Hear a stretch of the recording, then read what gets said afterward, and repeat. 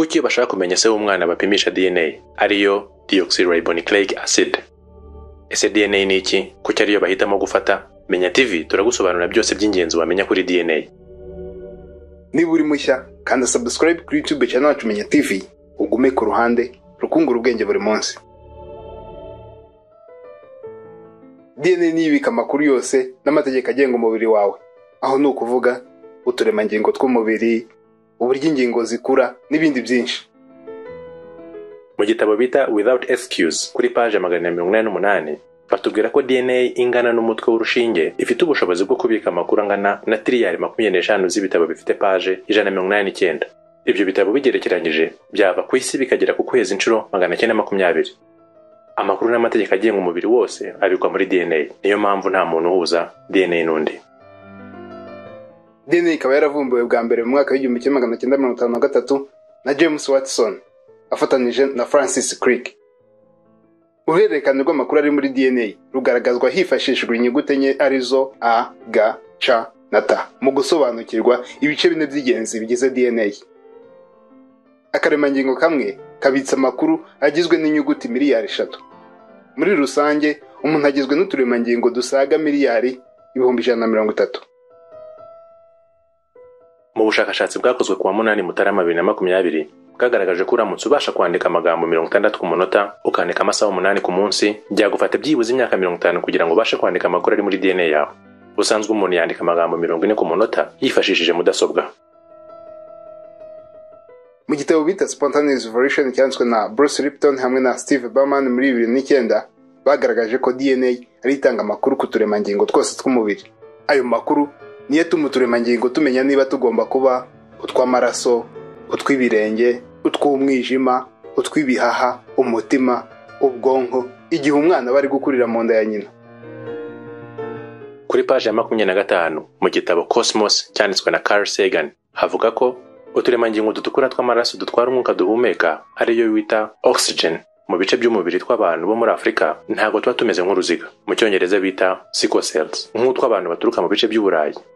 Uturemangingo tw'abantu baturuka mu bice by'uburayi dutukura tw'amaraso tuba tumeze nk'uruziga ari byo bita globular cells. Ibyo nibyo bituma imibiri yabo itabasha kurwanya indwara nka malaria nk'uko imibiri y'abanyafrika irwanya. Ibyo biterwa nuko habayeho impinduka muri DNA bitewe n'agace abantu babarizwamo. Mu gitabo kivuga kuri DNA n'ihindagurika ryayo rizwi nka epigenetics mu cyongereza kivuga ko nubwo inyandiko ya DNA ubwayo itahinduka ariko uburyo itangamo amakuru bwahinduka aricyo bita gene expression. DNA ikura ku babyeyi bawe. Umubyeyi umwe agwa 50%, undi akagwa 50%. 50% y'umugabo iva ku ntanga igihe umubyeyi ajya gusama. Indi 50% ukayikura ku mugore igihe intanga yakiriwe. Nagara abantu gusa bagira DNA. Buri kiremwa cyose kigira DNA. Igiti kimenya ko kigomba kwakira umuriro uvuye ku zuba kugira ngo kibashe gukora ibigitunga kivanye mu butaka n'amazi kigatanga umwuka duhumeka ari wo oxygen. Nikibyibwira ahubwo kibiterwa n'amategeko ya DNA ari mu turemangingo twacyo. Ubushakashatsi bwagaragaje ko umuntu ahuza DNA n'imbeba ku kigereranyo cya 45%, agahuza kandi n'umuneke ku kigereranyo cya 41%. Ubushakashatsi ndetse n'imiti kenshi by'abantu bipimirwa ku mbeba. Ese mu mategeko yanditse muri DNA yakora ate mu mubiri? Izi ngero tugiye kubabwira nizerekana uko ayo mategeko n'amakuru agenga umubiri akora. Imboguri y'uyu munsi zihinduka uturemangingo tw'amaraso dusa n'umweru bita white blood cells. Utwo turemangingo nitwo dufasha mu kurwanya indwara mu mubiri. Wakibaza utese bigenda bite? Igihe uhumuriwe n'ibiryo cyangwa ubibonye, ubwonko buhita bwohereza ubutumwa ku gace gashinzwe gukora amacandwe bita salivary gland. Amacandwe ahita yoherezwa mu kanwa bigutegura kurya. Ari byo bifasha ibyo uburiye kugira ngo bimanuke bijya mu gifu biciye mu muhogo. Mu gifu naho haba hakiriye ubutumwa buvuye ku bwonko buzanwe n'imisemburo itera inzara, ari nayo ikongerera apeti. Igifu gitangira gukora ibisa nk'amazi bita enzymes ngo bicagagure ibyo uriye mu duce duto cyane. Bigakora na acide yo mu gifu kugira ngo bibashe koherezwa mu gace k'ingenzi bita duodenum kamara mato ariko gafatanye n'umwijima. Umwijima utanga icyitwa bile ari acide icagagura ibinure biri mu byuriye. Duodenum ifashe kandi kurwagashya pancreas mu cyongereza ari rwo rutanga izindi acide zirushaho gucagagura ibyuriye mu duce duto cyane nka proteine bigahita byoherezwa mu gace kanyuma kamara mato bita jejunum mu cyongereza. jejunum ihita ihereza uturemangingo bita plasma cells two mu maraso kugira ngo tubashe kugeza ibitunga umubiri mu bice bitandukanye by'umubiri binyuze mu nzira y'amaraso kugira ngo bifashe ibyo bice gukora utundi turemangingo. Niyo mpamvu yicitse igisebe hashira umwanya hakuma. Ibyo bikorwa n'uturemangingo tw'amaraso tw'umweru. Ni nayo mpamvu kandi iyo ufite ikibazo cy'amaso kwa muganga bagutegeka kurya imboga nyinshi nka karoti kuko zikungahaye muri vitamine A ikenerwa n'uturemangingo tw'amaso.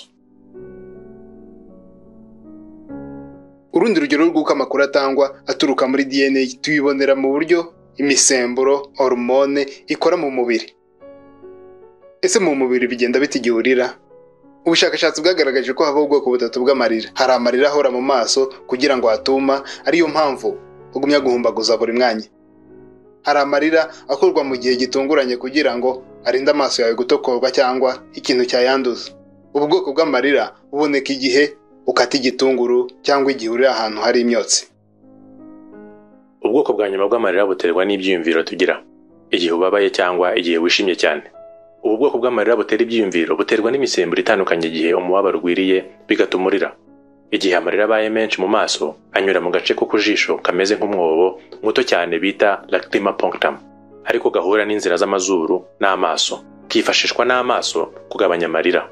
Iyo niyo mpamvu igihe urize uhita wumva ushaka kwipfuna, cyangwa wibuke kera mugenzi wawe akubwira ngo ashobora guhumekera mu maso. Nako kenge ko ku jisho yahumekeragamo kuko gafatanye n'inzira z'umwuka uca mu mazuru. Uko iyo misemburo ikora ni bumwe mu buryo bwerekana itangwa ry'amakuru aturuka muri DNA mu mubiri wawe. Ushobora kwibaza uti, ese ubutumwa buhererekanwa mu mubiri butwara igihe kingana iki? Ubwonko nicyo gice cy'ingenzi mu kohereza no kwakira ubutumwa mu bice by'umubiri wose. Ubushakashatsi bwakozwe na Materials Research Laboratory bwagaragaje ko ubutumwa buva ku bwonko bwihuta bihagije ku kigereranyo cya metero 3560 ku isegonda. Ukurikije ubuhanga buhebuje buri mu mikorere ya DNA, ariyo uburyo amakuru n'amategeko agenga mu mubiri wawe yanditswe, cyagaragaje ko DNA itigeze ibaho nk'igisubizo cy'ihindagurika ryafashe imyaka isaga miliyoni magana, aribyo evolution mu Cyongereza. Ahubwo bisa nkaho hari uwanditse ubwo buryo ikinyabuzima cyose kizakoramo n'uburyo kizabaho mu buzima, kigahererekanya ayo makuru ku bigiturukaho.